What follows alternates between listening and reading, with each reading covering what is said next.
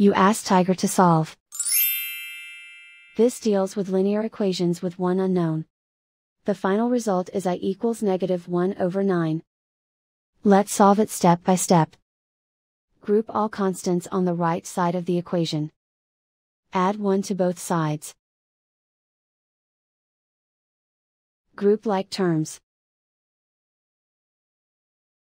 Simplify the arithmetic.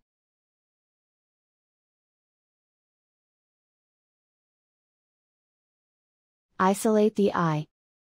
Divide both sides by -9. Cancel out the negatives.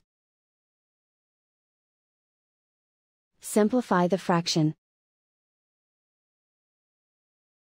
Move the negative sign from the denominator to the numerator.